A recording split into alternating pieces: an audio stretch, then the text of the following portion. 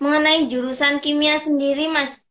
Hmm. Tadi sih baca sekilas di CV-nya Mas, kebetulan aku kan jurusannya sejarah ya. Jadi kalau kimia itu ya SMA belajar cuman lupa gitu ya bisa dikatakan. Ada pangan, ada ini, ada kimia pangan, kimia analitik, kimia apa itu logam logam berat gitu. Hmm. Itu berarti kimia yang dipelajarin apa saja Mas selama kuliah? Eh, yang kalau paling simpel, istilahnya core of the core-nya kimia itu dua, Mas. Mempelajari materi dan perubahan.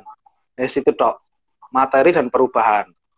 Jadi kalau nggak mempelajari materinya, materi ini bisa berupa sifat fisik, sifat kimia, dan apa saja yang mungkin berubah dari materi itu. Ya wes dua itu dok. Itu yang paling dasar. Kalau mau dipecah, eh, kalau kita misalnya kuliah kan misalnya ada penjurusan misalnya kan, biasanya ada Ya, penjurusan, penjurusan apa? Nah, kalau di kimia itu eh, saya bacakan saja satu persatu ya, karena setiap kampus kadang-kadang berbeda. Ada fisik, ada analitik, ada organik, ada anorganik, ada kimia lingkungan, ada biokimia.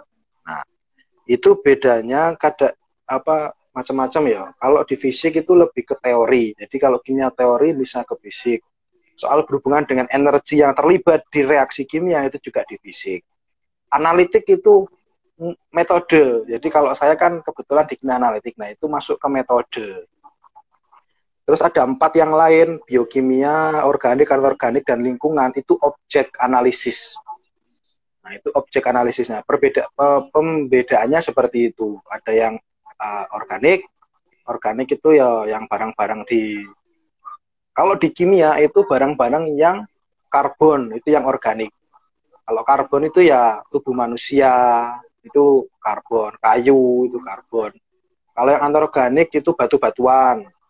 Kalau yang biokimia itu yang ya semi-semi biologi, mulai dari sel, DNA, RNA itu, enzim.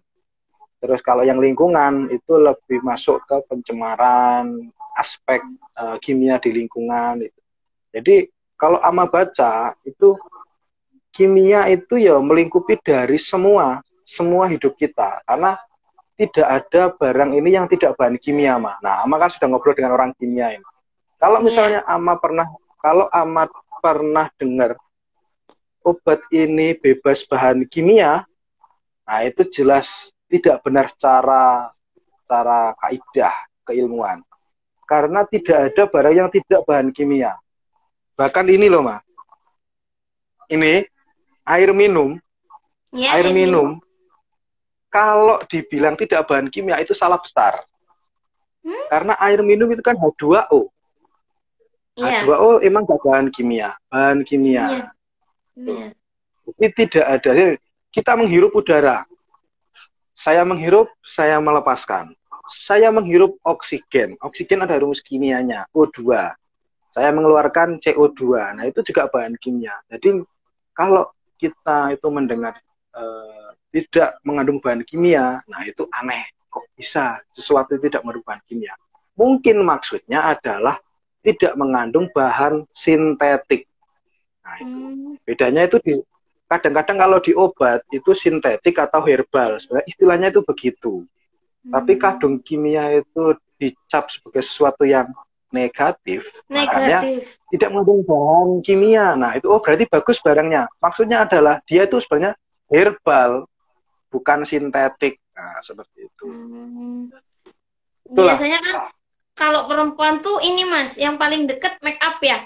Oh ini tidak mengandung Ya, bahan kimia gitu. Nah kita kan ya yang itu.